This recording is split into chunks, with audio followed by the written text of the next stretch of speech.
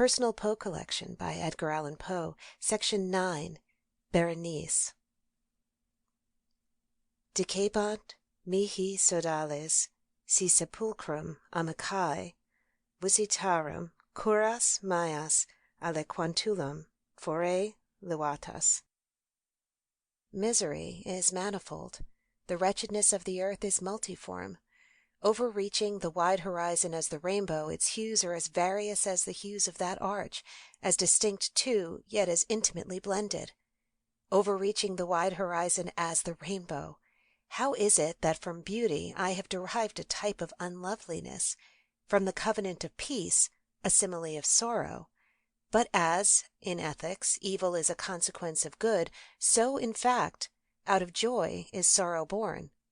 Either the memory of past bliss is the anguish of today, or the agonies which are have their origin in the ecstasies which might have been. My baptismal name is Egaeus.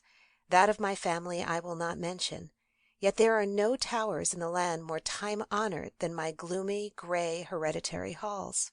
Our line has been called a race of visionaries, and in many striking particulars, in the character of the family mansion, in the frescoes of the chief saloon, in the tapestries of the dormitories, in the chiseling of some buttresses in the armory, but more especially in the gallery of antique paintings, in the fashion of the library chamber, and, lastly, in the very peculiar nature of the library's contents, there is more than sufficient evidence to warrant the belief. The recollections of my earliest years are connected with that chamber, and with its volumes, of which latter I will say no more. Here died my mother, herein I was born. But it is mere idleness to say that I have not lived before, that the soul has no previous existence. You deny it? Let us not argue the matter. Convinced myself, I seek not to convince. There is, however, a remembrance of aerial forms, of spiritual and meaning eyes, of sounds musical yet sad, a remembrance which will not be excluded, a memory like a shadow, vague, variable, indefinite, unsteady, and, like a shadow too, in the impossibility of my getting rid of it while the sunlight of my reason shall exist. In that chamber I was born, thus awakening from the long night of what seemed but was not nonentity, at once into the very regions of fairyland, into a place of imagination, into the wild dominions of monastic thought and erudition. It is not singular that I gazed around me with a startled and ardent eye, that I loitered away from my boyhood in books, and dissipated my youth in reverie. But it is singular that as the years rolled away, and the noon of manhood found me in the mansion of my fathers, it is wonderful what stagnation there fell upon the springs of my life, wonderful how total an inversion took place in the character of my commonest thought. The realities of the world affected me as visions, and as visions only, while the wild ideas of the land of dreams became, in turn, not the material of my everyday existence, but in very deed that existence utterly and solely in itself. Berenice and I were cousins, and we grew up together in my paternal halls, yet differently we grew. I of ill health and buried in gloom, she agile, graceful, and overflowing with energy, hers the ramble on the hillside, mine the studies of the cloister. I, living within my own heart, and addicted body and soul to the most intense and painful meditation. She, roaming carelessly through life with no thought of the shadows in her path or the silent flight of the raven-winged hours. Berenice, I call upon her name, Berenice, and from the grey ruins of a memory 1,000 tumultuous recollections are startled at the sound. Ah, vividly is her image before me now, as in the early days of her light-heartedness and joy. O gorgeous yet fantastic beauty! O sylph amid the shrubberies of Arnheim! O naiad among its fountains! And then all is mystery and terror, and a tale which should not be told.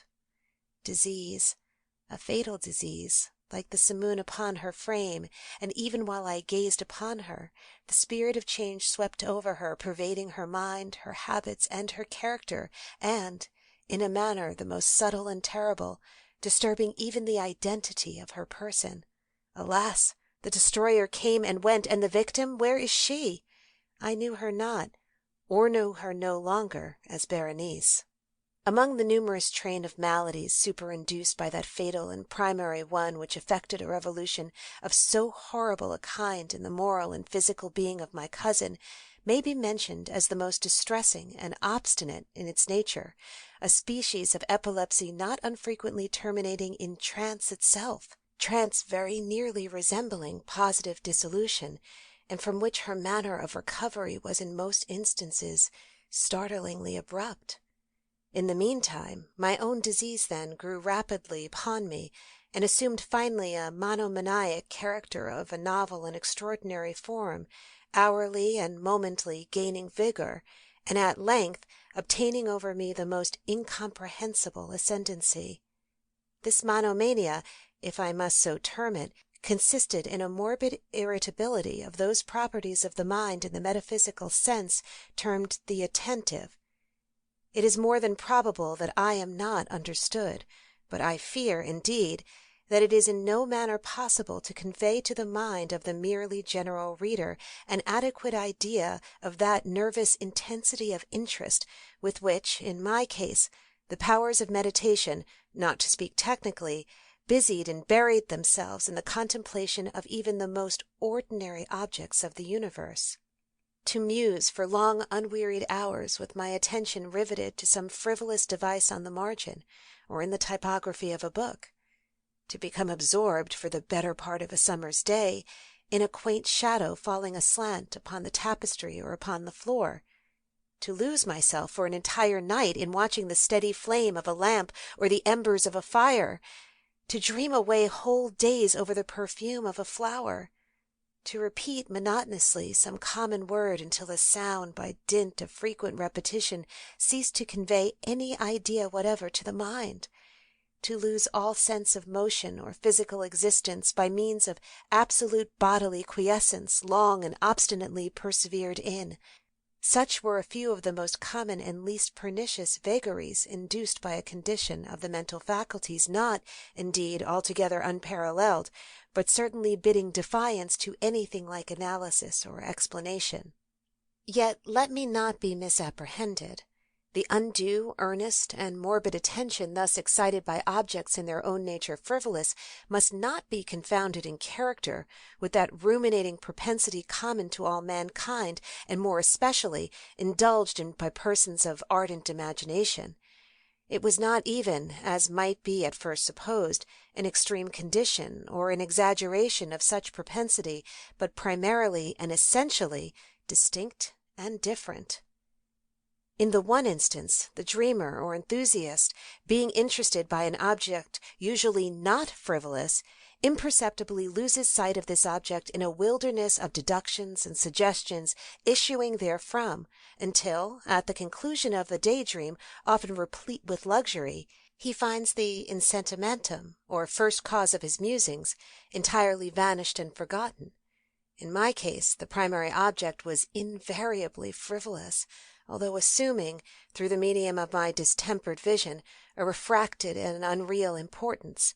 Few deductions, if any, were made, and those few pertinaciously returning in upon the original object as a centre.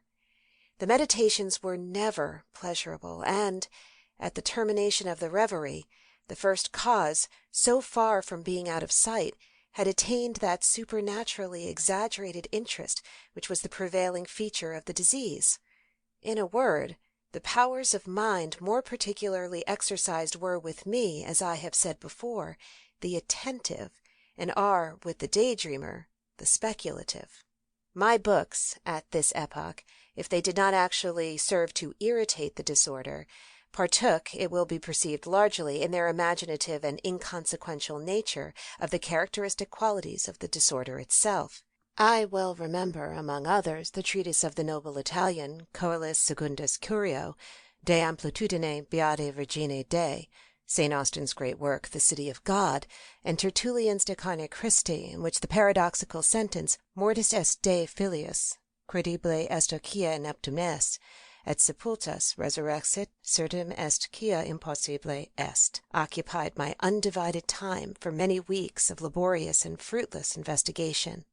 Thus it will appear that, Shaken from its balance only by trivial things, my reason bore resemblance to that ocean crag spoken of by Ptolemy Hephaestion, which, steadily resisting the attacks of human violence and the fiercer fury of the waters and the winds, trembled only to the touch of the flower called asphodel.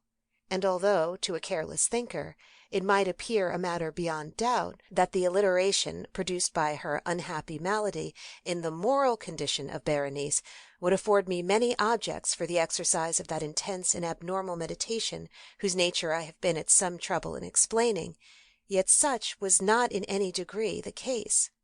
In the lucid intervals of my infirmity, her calamity indeed gave me pain, and, taking deeply to heart that total wreck of her fair and gentle life, I did not fail to ponder frequently and bitterly upon the wonder-working means by which so strange a revolution had been so suddenly brought to pass. But these reflections partook not of the idiosyncrasy of my disease, and were such would have occurred under similar circumstances to the ordinary mass of mankind. True to its own character, my disorder revelled in the less important but more startling changes wrought in the physical frame of Berenice, in the singular and most appalling distortion of her personal identity. During the brightest days of her unparalleled beauty, most surely I had never loved her. In the strange anomaly of my existence, feelings with me had never been of the heart, and my passion always were of the mind.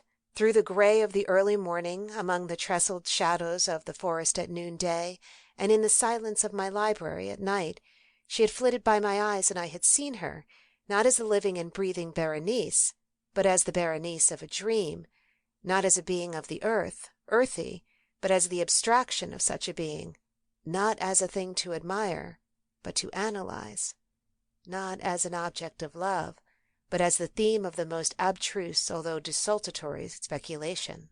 And now I shuddered in her presence, and grew pale at her approach, yet, bitterly lamenting her fallen and desolate condition, I called to mind that she had loved me long, and, in an evil moment, I spoke to her of marriage.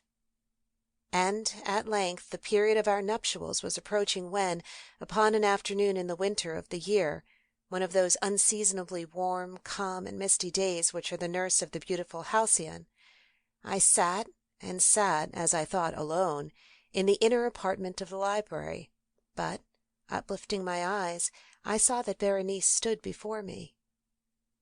Was it my own excited imagination, or the misty influence of the atmosphere, or the uncertain twilight of the chamber, or the grey draperies which fell around her figure, that caused in it so vacillating and indistinct an outline? I could not tell. She spoke no word, and I, not for worlds could I have uttered a syllable. An icy chill ran through my frame. A sense of insufferable anxiety oppressed me. A consuming curiosity pervaded my soul, and sinking back upon the chair, I remained for some time breathless and motionless, with my eyes riveted upon her person. Alas! its emaciation was excessive, and not one vestige of the former being lurked in any single line of the contour. My burning glances at length fell upon the face.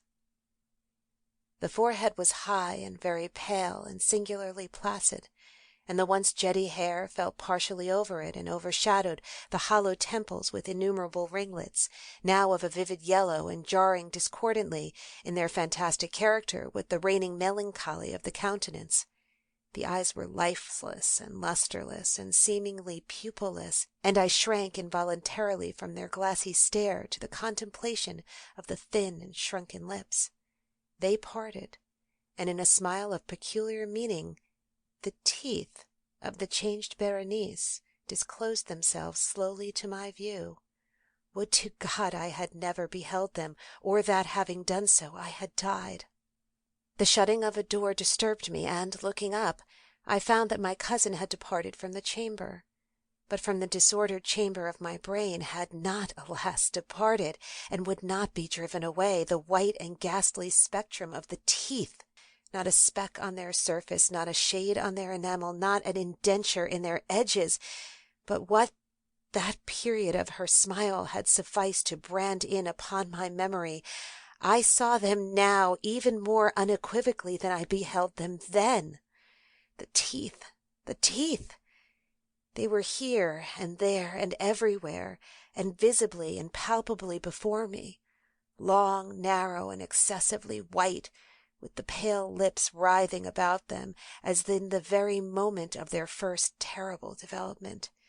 Then came the full fury of my monomania, and I struggled in vain against its strange and irresistible influence. In the multiplied objects of the external world I had no thoughts but for the teeth. For these I longed with a frenzied desire. All other matters and all different interests became absorbed in their single contemplation. They alone were present to the mental eye, and they, in their sole individuality, became the essence of my mental life. I held them in every light. I turned them in every attitude. I surveyed their characteristics. I dwelt upon their peculiarities. I pondered upon their conformation. I mused upon their alliteration in their nature.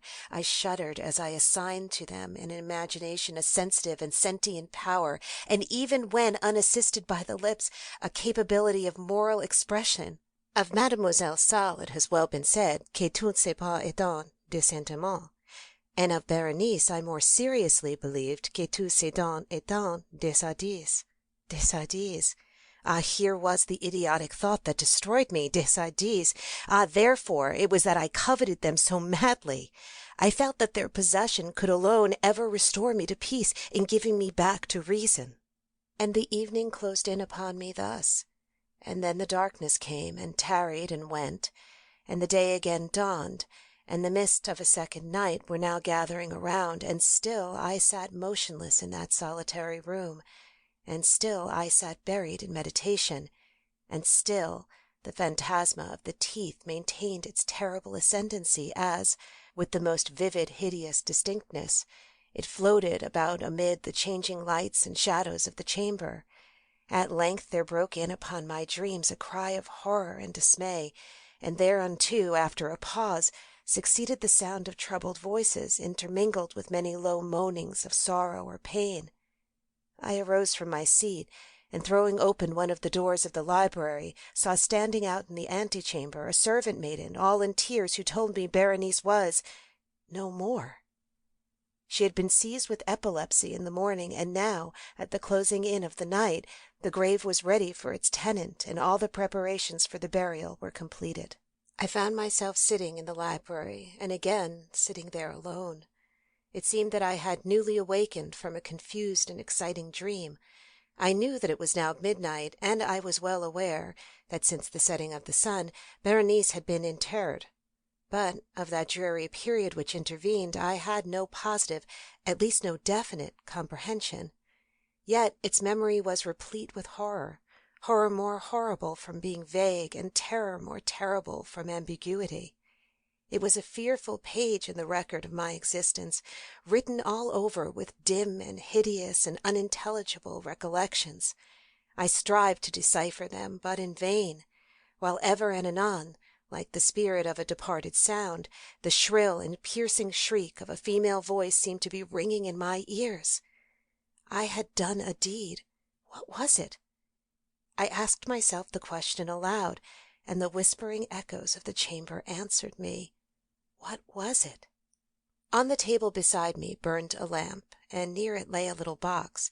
It was of no remarkable character, and I had seen it frequently before, for it was the property of the family physician. But how came it there, upon my table, and why did I shudder in regarding it? These things were no matter to be accounted for, and my eyes at length dropped to the open pages of a book, and to a sentence underscored therein. The words were the singular but simple ones of the poet Ibn Zayat. Decebit mihi sodales sic sepulchrum, amice visitarem, curas meas aliquantulum fore levatas. Why, then, as I perused them, did the hairs of my head erect themselves on end, and the blood of my body become congealed within my veins? There came a light tap at the library door, and, pale as the tenant of a tomb, a menial entered upon tiptoe. His looks were wild with terror, and he spoke to me in a voice tremulous, husky, and very low. What said he? Some broken sentences I heard. He told of a wild cry disturbing the silence of the night, of the gathering together of the household, of a search in the direction of the sound, And then his tones grew thrillingly distinct as he whispered me of a violated grave, of a disfigured body, enshrouded, yet still breathing, still palpitating, still alive. He pointed to garments. They were muddy and clotted with gore. I spoke not, and he took me gently by the hand. It was indented with the impress of human nails. He directed my attention to some object against the wall. I looked at it for some minutes. It was a spade. With a shriek I bounded to the table and grasped the box that lay upon it, but I could not force it open, and in my tremor it slipped from my hands and fell heavily and burst into pieces, and from it, with a rattling sound, there rolled out some instruments of dental surgery intermingled with the 32 small, white, and ivory-looking substances that were scattered to and fro about the floor.